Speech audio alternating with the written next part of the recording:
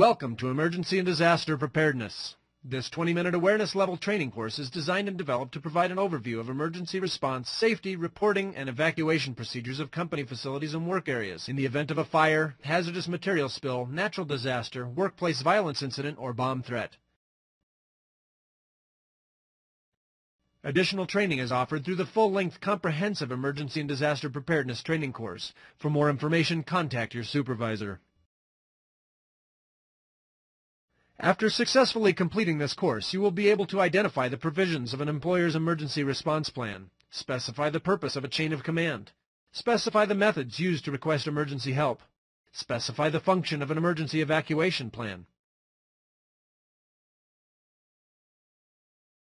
identify appropriate responses during a fire, hazardous material spill, and natural disaster, identify violent behavior warning signs, the components of a violence prevention plan, and reporting strategies for incidents of workplace violence, and identify appropriate responses to receiving a bomb threat.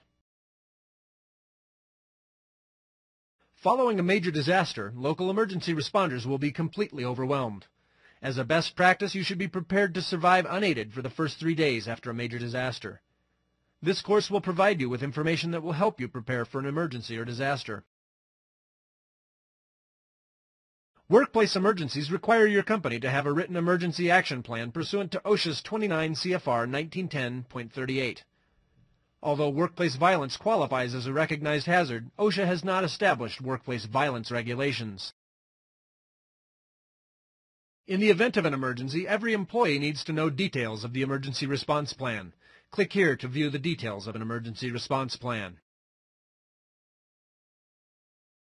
While most emergencies may be reported by calling 911, your company may have a different emergency number to call. Be sure to know which emergency number your company uses. Your report should include the following: location of the emergency, type of incident and material involved, your name. Click the report button to hear what a typical report might sound like. In addition to reporting the incident, be sure to notify your supervisor immediately if possible. Contact local fire, paramedics, or police officials. Turn off the affected equipment. Warn others in the area, and move to a safe distance.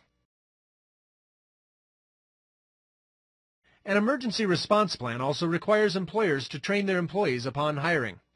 Further training is required when new or updated equipment, materials, processes, and procedures are introduced, or when drills show that employee performance is inadequate. More detailed information on workplace emergencies is provided in the free OSHA publication, How to Prepare for Workplace Emergencies.